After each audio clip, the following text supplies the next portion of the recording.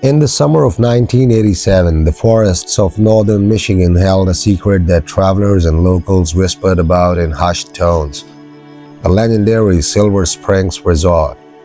It wasn't merely its grandeur that drew fascination, it was the terrifying mystery of its sudden disappearance. Families who had vacationed there returned to their homes to find that the resort had ceased to exist. Swimming pools swallowed by the forest, tennis courts overrun by weeds, the main lodge and cottages erased as if the earth itself had claimed them. Maps, even official county surveys, stopped at the edge of the dense pines. Locals refused to speak of it, eyes darting nervously whenever the name was mentioned. Anna Whitman, 27, a determined, investigative journalist, had heard countless versions of the story: letters from frightened travelers, faded newspaper clippings from the 1960s, and stories told by locals with wide eyes and trembling voices. Each tale shared the same eerie theme: the resort existed, yet it refused to exist. Obsessed with uncovering the truth, Anna assembled a small team: Mark, her loyal assistant; James, a veteran photographer; and Leo, an expert drone operator. Together, they planned to investigate the rumored site, not just to witness, but to document. They arrived just as the sun began to sink behind the dense forest canopy. Golden rays filtered through the pine needles, casting fractured patterns across the soft carpet of fallen leaves.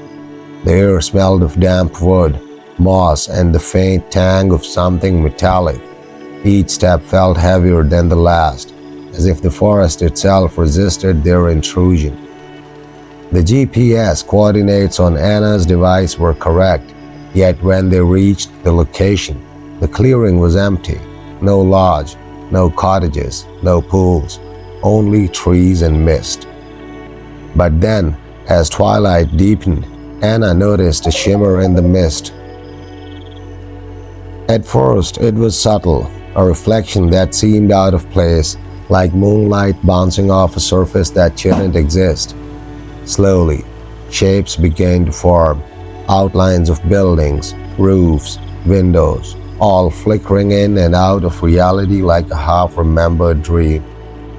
The air grew colder, denser, charged with an invisible energy that made hair stand on end. Mark whispered, It's like it's trying to remember itself." And for the first time, Anna felt that chilling sense of being observed, not by animals or people, but by the very memory of the resort itself, something ancient, aware, and patient. Night had fully taken. The forest around Silver Springs seemed almost alive, breathing in rhythm with Anna's own heart. Every mist-laden tree appeared to shift subtly, branches twitching as though whispering secrets to one another. The shimmer of the resort's structures grew brighter in the moonlight, yet they still flickered as if hesitant to exist fully. Anna raised her camera, lens fogging slightly in the cold, damp air. Each photograph she snapped captured not just images, but moments of things half-formed, shadows that moved against the laws of physics, reflections in the water that showed shapes not present in reality. Mark's voice broke the silence. "Look at that, the pool. Did it just ripple? There's no wind." He pointed toward the main swimming pool. The surface of the water shimmered unnaturally, and for a fleeting moment, the reflection wasn't of the team.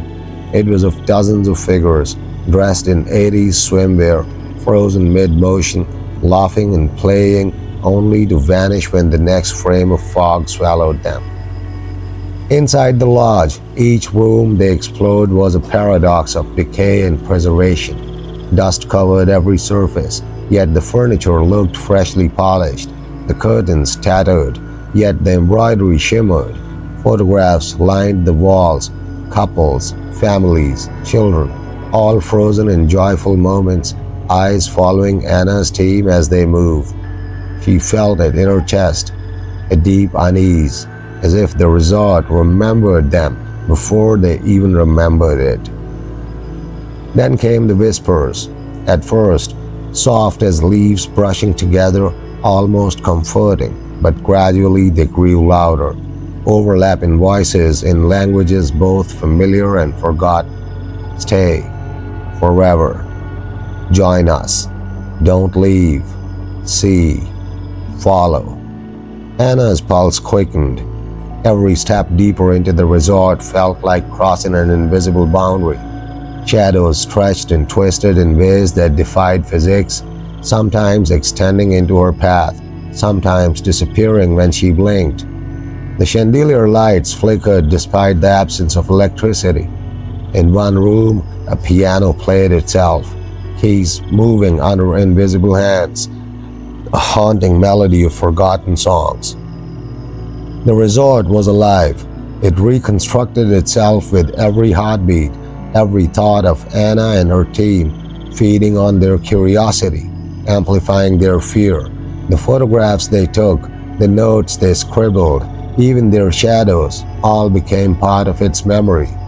Every visitor left behind more than fingerprints. They left echoes, which the resort stored meticulously. Anna realized the chilling truth. Silver Springs Resort didn't vanish because it was abandoned. It vanished because it could choose who exists within it and who leaves.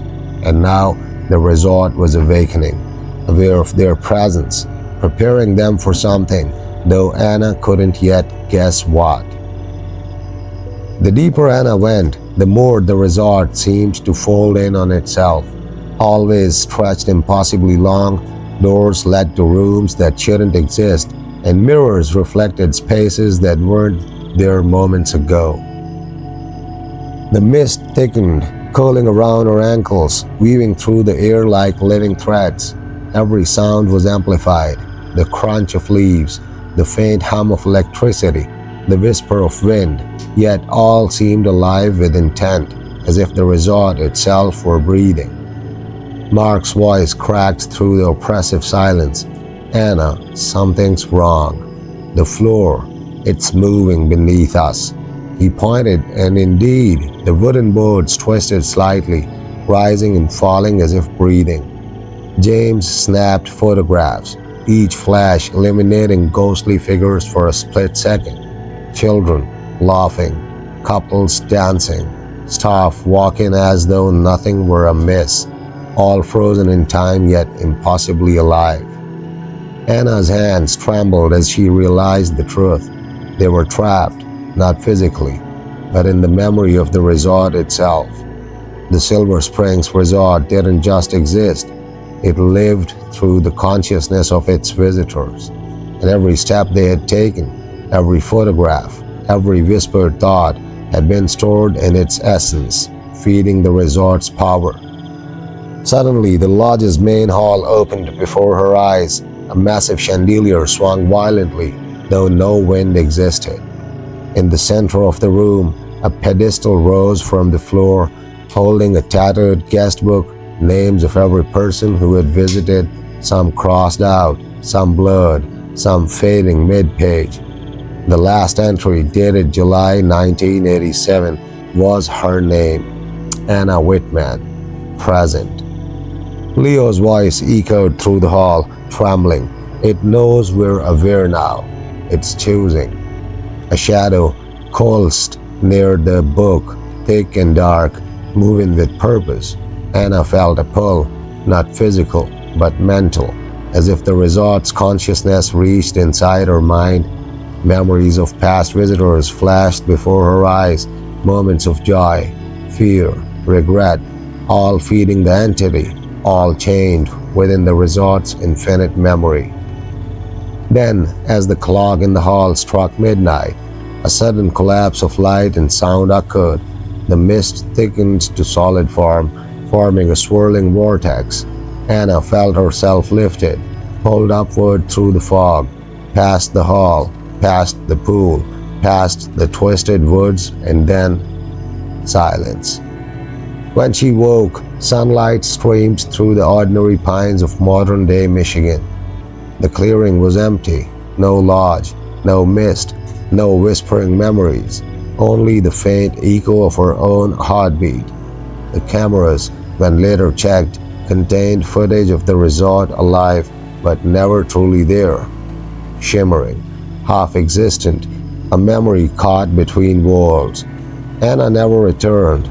She never published her story, but sometimes on foggy Michigan mornings, drivers report seeing glimpses of Silver Springs Resort, pools reflecting impossible skies, shadows of laughter and lights flickering through trees that should not exist. The legend lives on. Some places choose who witnesses them, and some, like Silver Springs, exist only for those who step too close, just long enough to be remembered and then erased.